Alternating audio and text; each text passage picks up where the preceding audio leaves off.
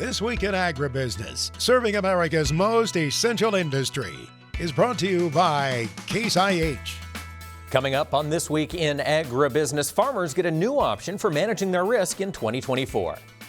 Hello everyone, thanks for joining us here for This Week in Agribusiness. I'm Mike Pearson. In the studio this week, we will be hearing from Max Armstrong in just a little bit. This past week, we saw one of the government's most closely watched inflation gauges released, and, well, the news was that costs are still elevated. Prices are about 5% higher than they were a year ago, and that's certainly true in farm country, as the 2023 crop is expected to be the most expensive crop to plant in history. Farmers are concerned about managing that price risk, and recently, USDA's Risk Management Agency issued some changes to margin protection insurance. Joining us now is Administrator Marcia Bunger of the RMA. And Administrator Bunger, tell us, how is margin protection changing? Well, Risk Management Agency is expanding its margin protection insurance. We're adding more than 1,000 counties to the insurance option that provides coverage against an unexpected decrease in operating margin for corn and soybeans. This new expansion is in direct response to the growing interest from soybean and corn producers and will become available June 30th. And producers then can purchase this coverage through September 30th for the 2024 crop year. How big of an expansion is RMA planning here with margin protection? Currently, there are 12 states with 784 counties. And after the expansion, there will be 34 states with 2,066 counties available for margin protection for beans. And then with corn, there's currently 12 states and 793 counties with margin protection. And then after the expansion, it'll expand to all the lower 48 states and in 2,521 counties. All right, folks, that expansion is coming. And Administrator Bunger, of course, you're not just an administrator, you also farm. Crop insurance, something you've utilized on the operation? Certainly. My husband and I have been farming now for almost 41 years. And of those 41 years, the last 27, we have been utilizing crop insurance, and it's become pretty much a cornerstone of our operation. And thank goodness we've had it throughout drought, freeze, and tornadoes. So I'm glad that we have it, and I'm glad we're offering it to so many across the country. Well, Administrator Bunger, thank you so much for joining us this week with that announcement. And this past week also saw some important news on the waters of the U.S. front. That rule has been batted back and forth in agriculture since 2008, and in December, the Biden administration issued a new version of the rule. Now, that version has been under suit in several states, and a district court in North Dakota last week barred the implementation of that rule in North Dakota and 23 other states. The judge said that with the Supreme Court currently deliberating on Sackett versus the EPA, a federal case that could outline the rules for waters of the U.S., they didn't feel implementing this new rule ahead of that decision was prudent. So that stay is in place. The rule does remain in place for the remaining states across the country. Well, the next several weeks will be planting season for some growers across the Corn Belt, but other growers might be looking at getting their equipment moved. Max had a chance to catch up with Mark Stock about how every season is selling season now for farm machinery. There comes a time, and now with today's baby boomer population, there's 201 farmers retiring every day for the next 7 years. And what's interesting is 50% of those people still haven't come up with their exit strategy plan. Is there life after retirement? And of course there is. There's plenty of things to do. In fact, some of the people we've had auctions for say it even gets busier, because they're recruited by the co-op. First of all, everybody wants the co-op needs somebody to come drive a tender truck. But a lot of the folks are curious about, what are the steps? What do I need to do? I always tell them, you're sentimentally attached to some of your equipment, right? And that's the hardest reason why some people don't want to make that decision to sell. So pick one item that you really like and keep it in your building for as long as you want. Yeah, have that one treasured piece of equipment, maybe that tractor that was your very first, perhaps? Yeah, to do that, and then you always have something to keep your mind occupied, take it to the local parades and drive it around. But the rest of the machinery that you have, if you don't have anybody within your family who's taking over, I'll tell you what, the machinery market is just super hot right now, Max. We still, at Commodity Classic, you talk to the manufacturers, they're doing their best to line the pipe, but they still have issues, and from some of the people I'm talking to, it's still going to run that into the fall of this year or into the spring of next year before everything gets somewhat closer to normal, which means your used equipment in today's market is probably going to bring close to what you paid for it, even if you bought it 10 years ago, if you sell it right away. Now that has to make people comfortable, because the other issue they always talk about is, oh my gosh, I got to recapture all of this tax because I've depreciated everything. Well, if you sell in an up market, you're probably selling it for high enough where you can pay that tax and still have a big premium left in your pocket. Words of wisdom there in this crazy used equipment market. That's Mark Stock. Thanks to Max Armstrong for bringing that conversation to us this week. This portion of This Week in Agribusiness is brought to you by Firestone Ag. The Firestone Ag Dealer Network offers you the support, inventory, and resources you need. Visit firestoneag.com to find your local certified dealer. And now it's time to talk markets. Joining us this week is Naomi Bloom of Total Farm Marketing. And Naomi, we had the WASDE report out this past week. We also saw cash cattle move into record territory. Let's start there. That was an exciting week in the cattle markets. It has just been a phenomenal week. That cash market just continues to skyrocket. We're at all-time highs for cash prices. The April contract soaring over 170, and taking and making new contract highs for there as well. So the demand continues to be strong, especially as the weather continues to improve and grilling season is beginning. Economy still seems to be looking okay, and yeah, it is just amazing to see that market defy gravity. As long as these consumers are buying, the story remains friendly. And of course, as you know, the cattle story is friendly just from the standpoint of less herd out there, and there's no really signs that that herd is starting to grow, so the cattle market continues to be a friendly story for the moment. Well, and you mentioned that lack of supply out there across the countryside is driving up demand and prices for feeder cattle as well. Naomi, can we talk what that market has done? Yeah, so feeder cattle, same thing, just going straight on up. Nearby contracts over like 200, and then we've got the August contracts 222. So, and talking with clients that I have who raise feeders, especially in the Missouri area, I'm like, what's actually happening out there? And the simple response is, Naomi, there ain't none. And that is the reality. So we've got, strong demand out there. Prices still working like they're going to go higher. Of course, we're at the point where we're like, things are really accelerated. So now we want to start looking at protecting the values that are here, but again, it still remains a friendly story. It's evident in the cash market, it's evident with the consumer demand and the box beef values as well. Naomi, given the recent volatility in the cattle markets, what's the best way to manage some of that risk? Well, I would just right now keep it simple and buy some puts under the market to give yourself a floor, but you still have unlimited upside potential.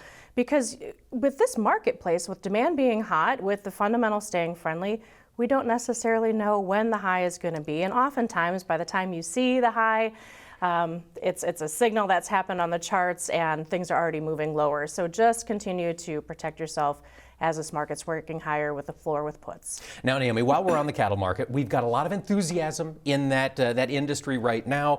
What should folks be thinking as we look back to maybe that last cattle cycle of 2014, 2015? How could this be different, or what should we have in mind? Well, remember, what goes up comes down.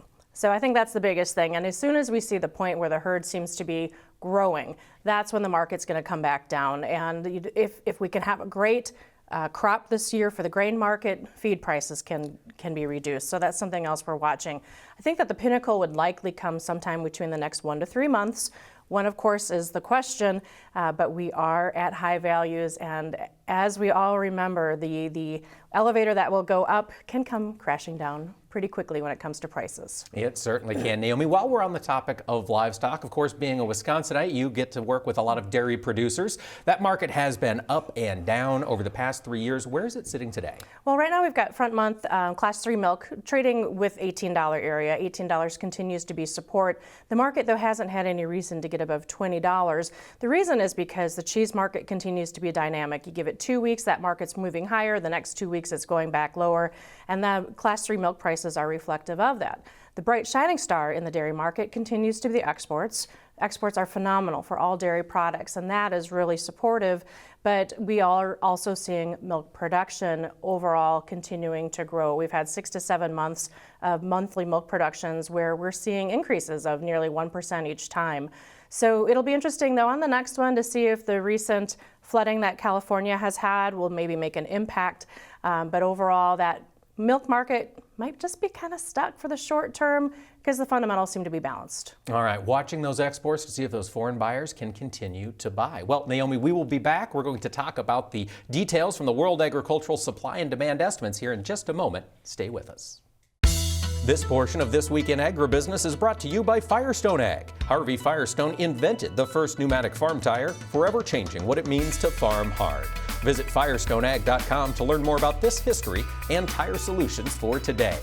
Welcome back. We're talking markets with Naomi Bloom of Total Farm Marketing. And Naomi, in addition to record cattle prices this week, we also saw the USDA release their monthly supply and demand estimates. No real changes on the balance sheet for corn here in the U.S., was there? That's correct. There were no changes really at all. Ending stocks remain pretty much just unchanged from the prior month. Trade was hoping that the number would come down a little bit because the quarterly stocks report was a little bit supportive. Usually that will then ebb and flow over into the April report. So the market was a little surprised, but you know what? At the end of the day, we still have tight ending stocks, and that's what matters. The May contract continues to reflect that as that marketplace stays above $6.50 for the May futures. Cash markets continue to generate mostly around $7 from what I'm hearing. So friendly story for the old crop. Now the new crop remains in question because there's this expectation that the large crop is coming down the pipeline, yet we're only just getting it planted. So December futures holding really good support at 550 area. They need some news though to get it going. We had some nice demand news that came out Thursday morning of this week. China bought more corn. So over 300,000 metric tons. So that was a really nice surprise to the marketplace, supportive of course as well. But corn, just keeping an eye on outside market news, weather patterns in the short term, and maybe just some sideways trade for the short term. We did get an update from South American corn production. Naomi, watching that Brazilian safrinha crop, are those acres expected to grow this year? Well, they have larger acres, and so far things are okay there. So the market is already expecting a record crop from them, and that is priced in. You know, the crop is starting to approach that key pollination period soon, so we're going to really start weather watching in Brazil in the coming weeks. All right, Naomi, while we're on the topic of feed grains, we've seen the wheat market come into a lot of focus this past week. President Putin of Russia concerned about the grain export corridor. We saw WASDE come out. Fill us in on the wheat market. What are you watching here? Yeah, so the wheat market, we had ending stocks get larger on this past report, but the market really shrugged it off. And part of the reason I think the market shrugged it off, of course, like you said, Putin is still, not happy with the grain corridor deal, so there's always something to be watching there. But the bigger thing in wheat right now is that Kansas wheat market. That crop is not great. The winter wheat crop is really suffering, and we know that. It's rated as the worst in history. But now this week, as I talk to clients in Kansas, they're already talking about taking the insurance claim and abandoning the crop. And that is earlier than normal. They're even saying that even if it rains a half inch or an inch, it's not going to do much of anything. Their insurance companies are ready to write off the claim. One client I have there, I said, well, would you ever plant anything else instead? And he said, no way, because they are that deficit of moisture. He said it would take 2 to 3 inches of rain to even entice him to try to plant corn after this abandoned wheat. The other issue is that now they're concerned about a lack of seed wheat for the next year.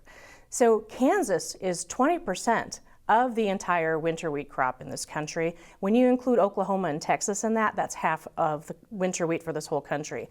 It is a dire issue. The trade is ignoring it for right now because they keep hoping that this rain is going to come.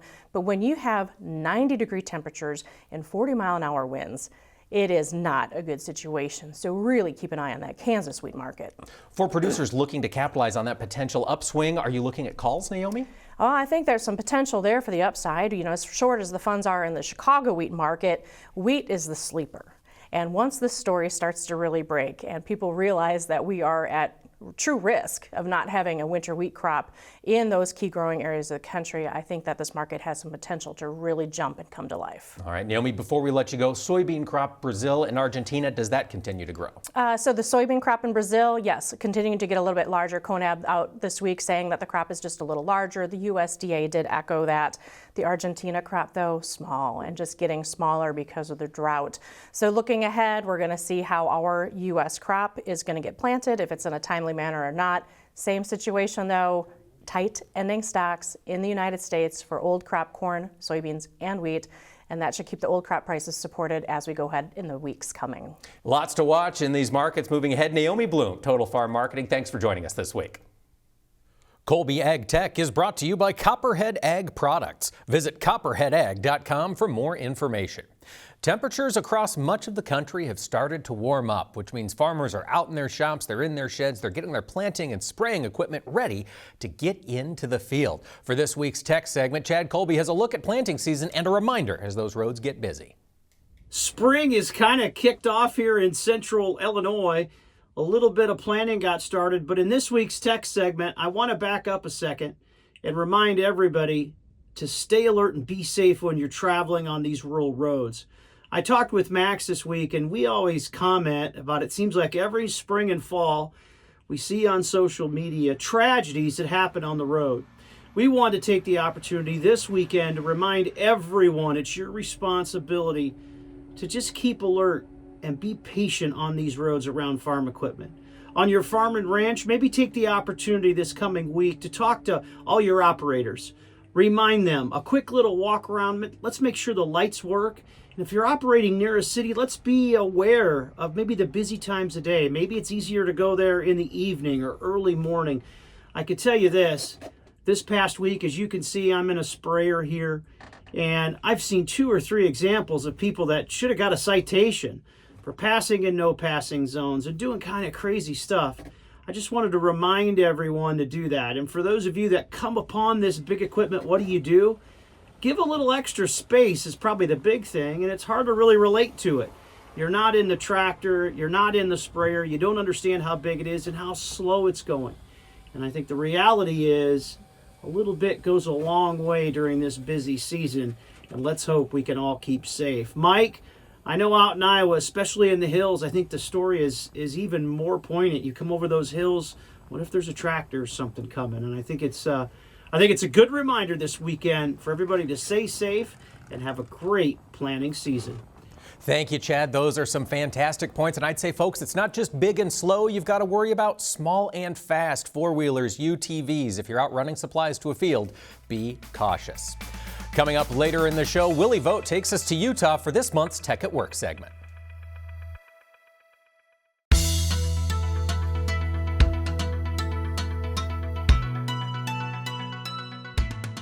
Welcome back to This Week in Agribusiness. It's time now to take a look at agriculture around these 50 states. Our friend Charlie Behrens joins us now with Pivot Bio's Agricultural States of America, and he's going up to the Northern Plains, to North Dakota. The United States of America can be very different from one state to another, but one thing every state has in common is agriculture.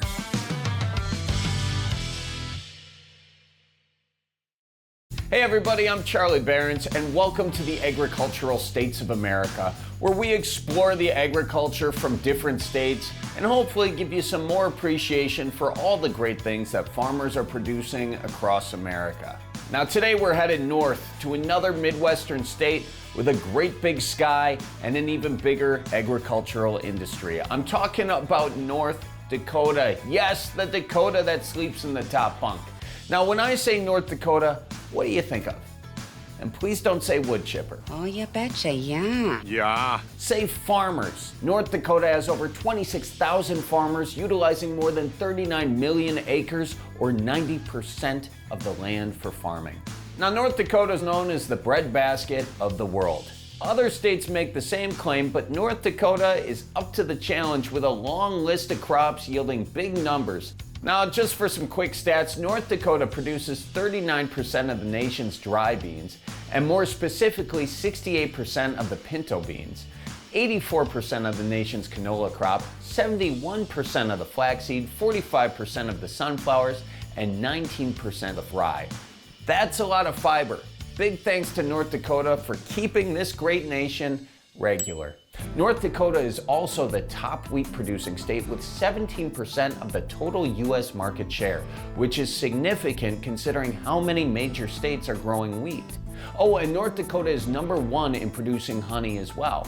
In fact, 26% of all the nation's honey comes from North Dakota, where more than 300 licensed beekeepers produce over 38 million pounds of that sweet stuff every single year. Now keep in mind, honeybees are far more important to our nation's food supply than their honey alone. In general, honeybees pollinate 80% of all our crops. As a result, 1/3 of all our food depends directly or indirectly on honeybee pollination. So another way to look at this is that 1 of every 3 bites of food we eat exists only because of honeybees. Now, in one case in particular, the majority of all the honeybees in North Dakota, plus bees from other parts of the Midwest, are transported to California for a few weeks every single year.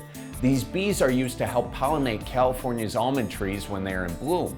Bees can't survive year-round in that part of California, so they then have to be transported back and forth for those specific seasons. It's just like snowbirds. In fact, some people call these snow bees. And by some people, I mostly mean me, but I think it's a good name and it should stay. Anyway, North Dakota is a major grower of soybeans, corn, potatoes, sugar beets, barley, and oats as well. At this point, you may have noticed that I haven't mentioned any livestock production, unless you count the bees. And I know some ranchers from North Dakota are probably scratching their heads right now, but don't worry, I did not forget about you. To be fair, 85% of all egg production in North Dakota are crops, but 15% does come from livestock, and most of that comes from cattle. In fact, North Dakota is home to more than 1.8 million head of cattle. That's more than 2 cattle for every 1 person. Just imagine if those cattle could vote. Now, just to wrap your head around how much beef we're talking about here, and vegans, you may want to put the earmuffs on. Good. Okay, 1 head of cattle is about 2,100 hamburgers. So we're talking about 3.8 billion quarter pounders. That is a whole lot of cholesterol. Now, before we go, I'd be remiss if I didn't give a shout out to North Dakota's pig, sheep, dairy, and poultry farmers, and those ranchers helping strengthen the bison herd. By the way, if you see a bison out and about, don't get too close, or you might not be around to see the rest of these episodes of the Agricultural States of America. They're dangerous, seriously, stay away. All right, that's all the time we have for now, but you can always go to pivotbio.com/agstates, click on the show icon to explore more about the agriculture of your favorite states and test your knowledge to win great prizes and more. I'm Charlie Behrens, and we will see you next time on the Agricultural States of America. Well, thanks, Charlie, for that look at North Dakota. Folks, just a reminder, you can see the whole series at pivotbio.com/agstates. And when we think about North Dakota, my goodness, it is an agricultural powerhouse. And it's a very diversified state with the grasslands and the dry beans in the center and the west, and the Red River Valley along the eastern side of the state is the core ground for that row crop, sugar beet, wheat, soybeans part of production in North Dakota, and that part of the state is covered with snow. We've heard from Greg Sollier each week on this program about the number of severe blizzards that have rolled through that part of the country. We certainly hope they are coming to an end of that snowy winter season and that melting isn't too fast. The risk of flooding is there in the Red River Valley. Could push back some plant dates this year. Could see some spring wheat acres move into soybeans, which is another interesting North Dakota story. That's a state whose soybean production has soared over the past 20 years. 2 North Dakota counties are in the top 10 of soybean producers. And looking out to the future, North Dakota is poised to be a home of soybean crush. Instead of growing those beans and shipping them to the West Coast, they'll be growing those beans, crushing them in the northern plains, and selling that meal and oil to folks around the world. It's an interesting part of agriculture there in the northern plains. Folks, stay with us. Later in the program, we'll talk with Greg Sollier about that weather forecast, so don't go away.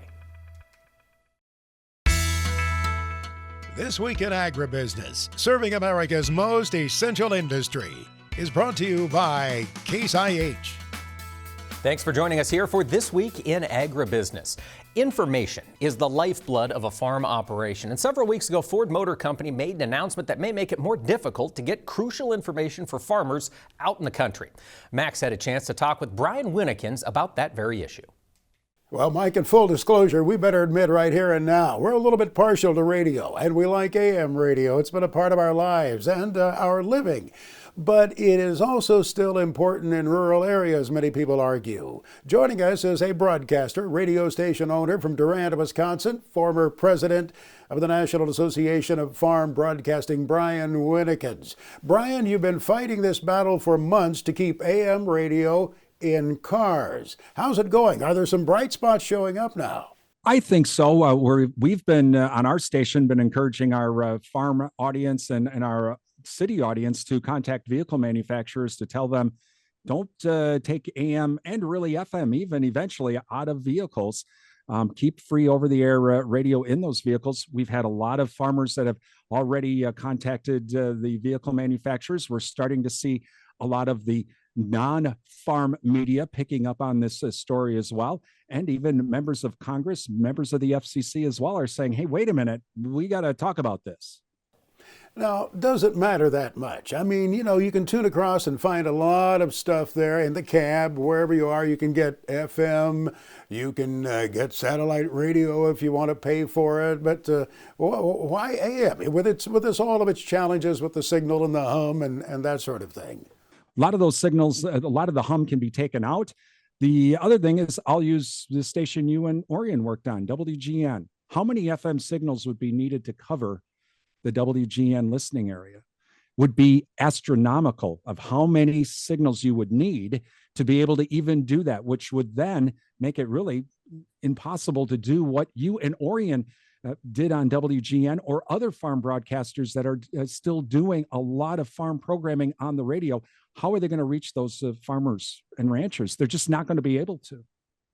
I've had the feeling that the auto manufacturers are sort of thumbing their nose here at this, saying, hey, yeah, we'll do what we want to do. We can make money charging people for what comes into their car. Is it more effective to try to reach your member of Congress on this issue if you really care about it? No, I don't think so. I think it's more important to reach out to the vehicle manufacturers directly and also the implement manufacturers directly too, to tell them, hey, don't you dare take free over-the-air AM, FM radio out of your implements as well. Consumer demand, consumers telling the vehicle manufacturers, don't do this, we don't like it. And if you can make a vehicle drive itself and it costs $100,000, you can put a decent quality receiver in there that will take away a lot of those hums and clicks and all that other stuff on the AM band and make it sound better. Our streaming audio is fed by an AM stereo receiver. That's what you're listening to over-the-air AM radio on our streaming audio. In reality, though, if the big auto companies pull the plug, the farm equipment companies have to follow that path pretty much, don't they? I mean, when you look at the numbers of units that are manufactured and sold. I think that's the big danger here as well for farmers and ranchers. If you rely on AM, FM radio for your farm information every day, you need to contact the vehicle manufacturers and the implement manufacturers today. All right, young man, we appreciate it. Good luck as you continue the battle there on our behalf. Brian Winnikins, WRDN, Durand, Wisconsin. Thank you, sir, for your time. We appreciate it. You're welcome. There you go, Mike. Thanks, Max, and thanks, Brian. Folks, if that matters to you, talk to the manufacturer, talk to your dealer. Make sure they know you don't like these changes. Greg Solier now brings us his farm weather forecast for the week ahead, presented by Pivot Bio Proven 40. Predictable, productive, weatherproof. Turn to a better nitrogen. Turn to Pivot Bio Proven 40. Learn more at pivotbio.com. It's that time of year when weather becomes all important for farmers across the country. Joining us now is meteorologist Greg Solier. And Greg, it's been active in the Pacific Northwest. Yep. Does that action continue into next week? Think so, yeah. Weather systems that have come ashore there, of course, in weeks prior to that, it had been primarily California and the southwestern sections of the country. But this particular weather system, the one before it as well, tripping off some organized moisture on the plains. And boy, what a window of opportunity for outdoor work and field work and planning across across the plains and Corn Belt over the past week to 10 days. We think, that'll be winding down here with a pattern shift ahead. Anyway, here's this broad upper air trough across the Pacific Northwest. Still in the highest peaks, cold enough to generate some organized snowfall. That certainly helps come runoff season. The cold air relative to this point in April still into the Canadian prairie. We get some showers and thunderstorms on top of the rapid snow melt. Yeah, we're keeping an eye on streams and rivers in the upper Missouri Valley as well as the Red River Valley of the north and points on eastward. We get another prod of cold air. Another weather system drops into the plains and another mishmash from rain and snow here. Bismarck Band Dam points on westward to some rain, and we'll take it across Nebraska back into weak high pressure but chilly weather conditions for the time of year into the Pacific Northwest and northern California. Sort of the southern extension of that troughiness into the Pacific Northwest represented here, and another weather system making its way into the plains. And yeah, that wind has been blowing and the temperatures have been summer-like. It's been an absolute delight, but worsening of the drought from Kansas on southward in particular. We'll watch this weather system dash to the north and northeast. Frontal boundary strings on out. Note the new buckle across the southwestern states. It's showers and thunderstorms. It's moisture, but severe weather potential heightens this week from Kansas southward into parts of Oklahoma and Texas. Weak weather system through Southern California. A stray shower chance in the desert southwest. Another prod of some cold air. There's still a lot of snow cover despite the recent melt in the Canadian prairie. Colder environs across the northern plains, upper Midwest early in the week. We'll watch this weather system move on through. Secondary weather system will begin to drop on in and we'll push a warm front here. Ultimately, these boundaries are going to stall on out here, we think, in the weeks to come.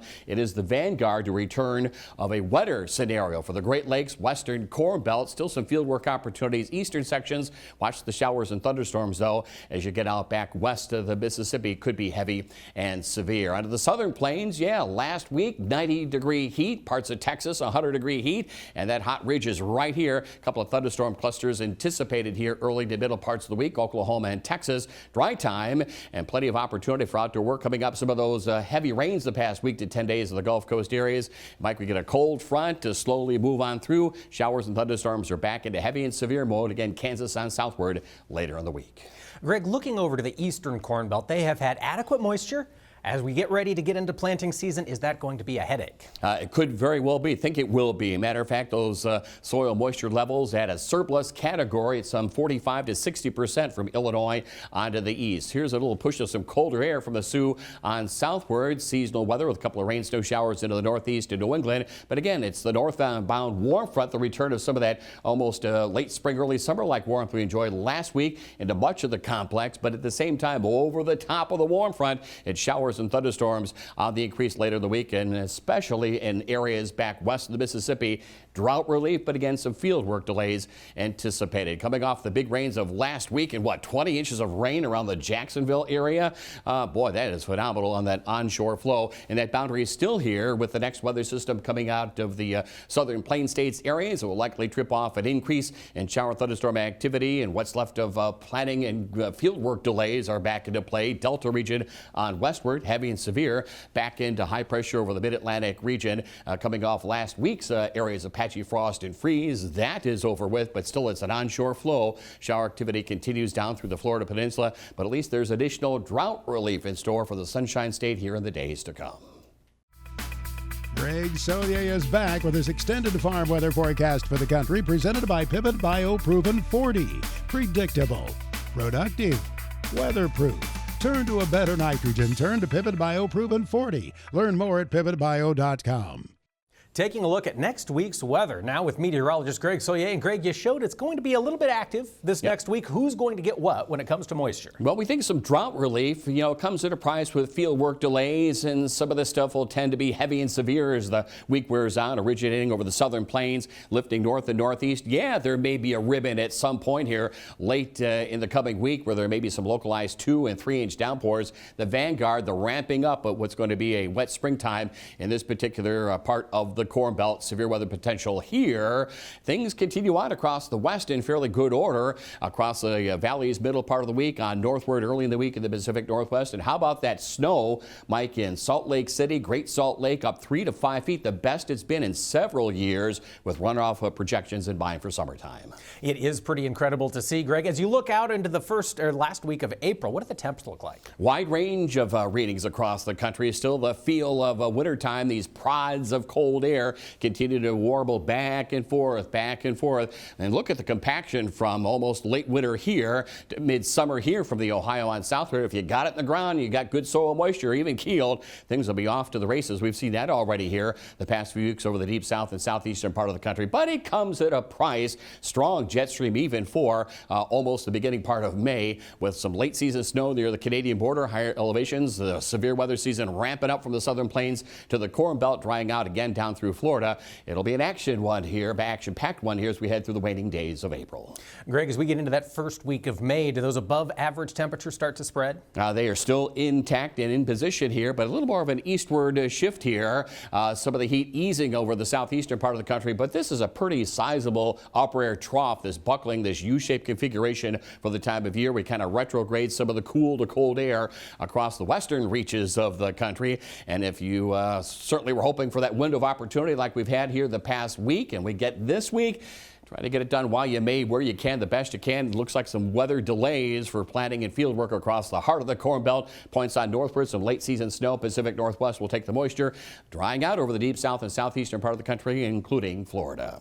Well, Greg, that week of May 8th, what does your forecast crystal ball show temperature-wise? Well, still not much opportunity. Probably, clouded with rain and showers and thunderstorms when you come up with this perspective. The summertime hot ridge, a piece of it here, another piece of it here. And look at the cool to cold air laying out over the northern parts of the country with a pretty good swath of cold across much of the Canadian prairie. So the weather pattern expected to be busy as we move on through almost the early to mid stretch and probably the height of planting operations across the Corn Belt. The likelihood this will be a busier than usual severe weather season across the Corn Belt as well. And for this particular week, from the Ozarks to the Ohio Valley, points to the north and northeast. Normal precip over the southeastern part of the country. Some semblance of that summertime hot ridge capping the atmosphere through Texas and the southwestern states. But again, runoff projections look fantastic. The best in a bunch of years off the Sierra and the Wasatch Range. Meanwhile, as these weather systems come into the Pacific Northwest, they'll energize over the Great Plains, lift to the north and northeast. Yeah, the propensity here for a little bit of wet snow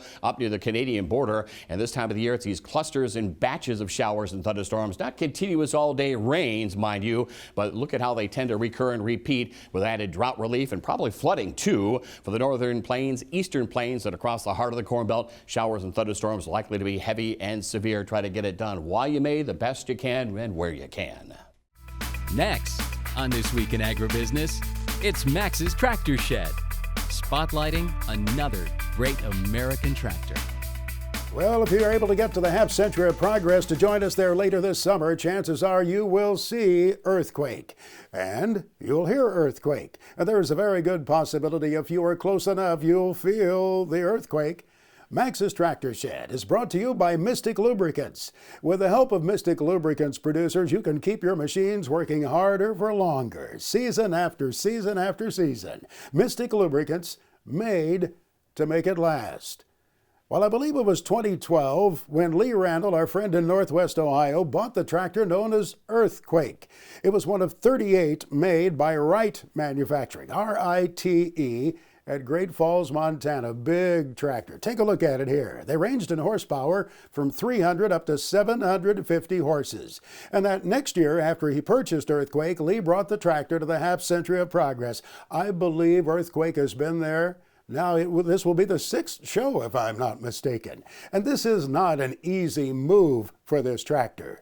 First of all, the duals have to come off to haul that tractor from Holgate, Ohio to Rantoul, Illinois. And then it's so big, it has to be a permitted load. And moving a load of that size in the summertime with all of the construction on the roads, can be challenging indeed. I believe it's about 270 miles, 260 miles one way from Holgate to Rantoul. And when the tractor arrives at the show site, it'll take another 4 or 5 hours or more to put the duals back on. Oh, then it needs 800 gallons of diesel fuel. But Earthquake will be there. We look forward to seeing the tractor, but especially we look forward to seeing Lee Randall and the folks from Randall Brothers in Holgate, Ohio. To get all of the information on the show, to get updated on what's happening there, the best clearinghouse is the halfcenturyofprogress.com, the website halfcenturyofprogress.com. We look forward to seeing the folks from Big Iron Auctions there too. Now here's the weekly report from Big Iron.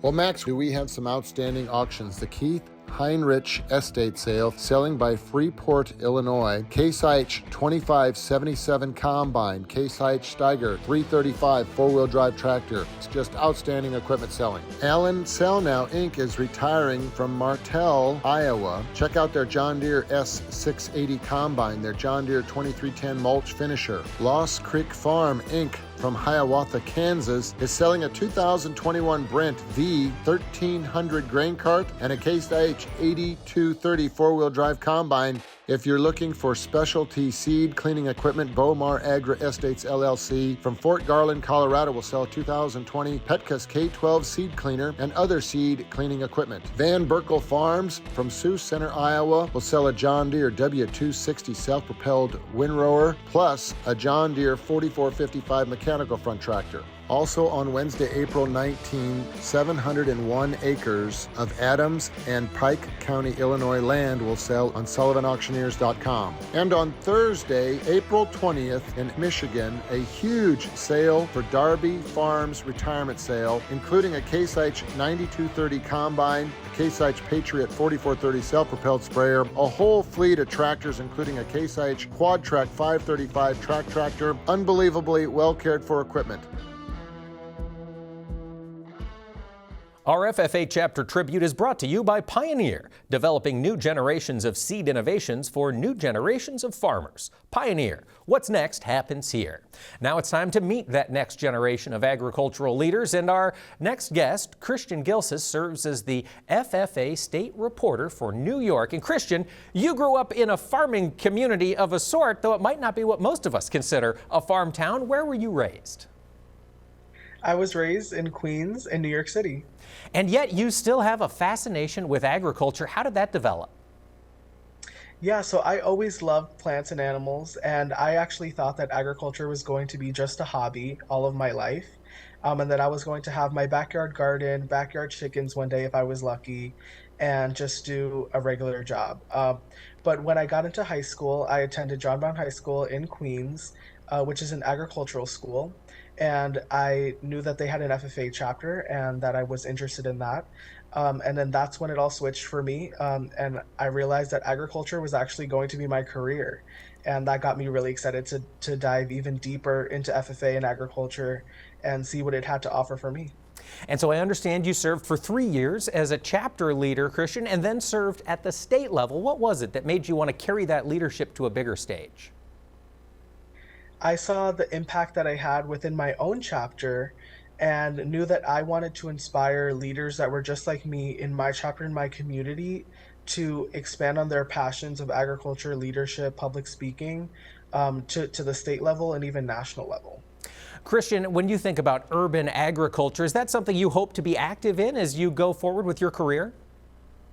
Yes. So right now I have a big passion for urban agricultural advocacy and education. I have my own website that teaches people about all topics surrounding urban agriculture, and I love talking about the interconnectedness between the rural and urban perspectives in agriculture and how we could make that a learning situation and teach both sides about both sides of agriculture. That is fantastic, Christian, and I understand you're going to try to make your career in this industry as well. Yes, I'm very excited to start studying policy and go into agriculture policy. Well, we wish you the best of luck in the future. Thanks for joining us this week. Thank you for having me.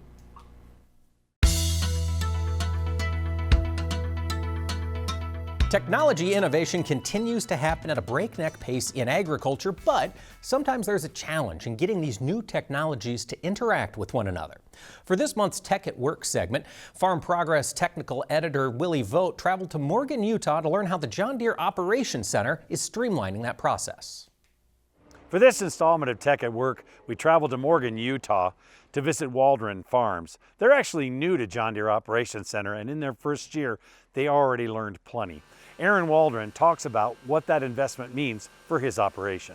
We took on the Operations Center to try and find out what our true profits were and what we was really doing, and data to recover better data.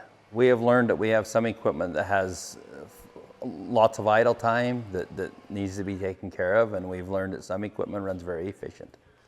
Some operators are different than other operators. So one issue when working with technology on any operation is getting different machines from different brands to talk to each other. They're doing that here at Waldron Farms, and Clayton Elison with Stoats Equipment explains how that worked this year and preps them for 2023. So John Deere Operations Center, working with equipment that isn't green is fairly easy. A lot of the equipment you can wirelessly tie right into it. For example, Waldron Farms, they have a Terrigator sprayer and dry fertilizer spreader that has Raven on it. So Raven utilizes Slingshot, that's their version of John Deere's JD Link basically. So it sends it to the Raven portal online, and then Operations Center reaches in there and automatically grabs that data and pulls it to the Operations Center. It's a little bit slower than if it was done by a green machine. It can be an hour behind getting there, but it shows up. Those who run non-John Deere equipment typically are a little surprised that Operations Center does talk to other colors of equipment. And the majority of the data can go into the Operations Center. Even after just 1 year using John Deere Operations Center here at Waldron Farms, Aaron Waldron and his sister Lindsay Wild are learning plenty about their business for 2023 and how to keep getting better for this year and beyond. Reporting for This Week in Agribusiness from Morgan, Utah, I'm Willie Vogt. Thank you, Willie, for that update. And folks, next month's Tech at Work segment, Willie goes to Arizona to learn from a grower using the Operations Center in that geography. Thanks so much for joining us this week for This Week in Agribusiness. If the next week's weather lets you get into the field, by all means, let us know about it. You can find us on social media. You can find us on Twitter. Stay safe out there. We'll see you next week. Same time, same place, right here for This Week in Agribusiness. This Week in Agribusiness is brought to you by Case IH.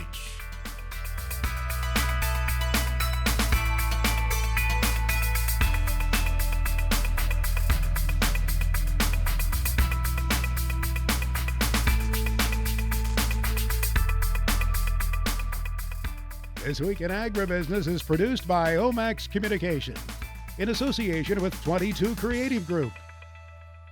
We invite you to visit us online at agbizweek.com.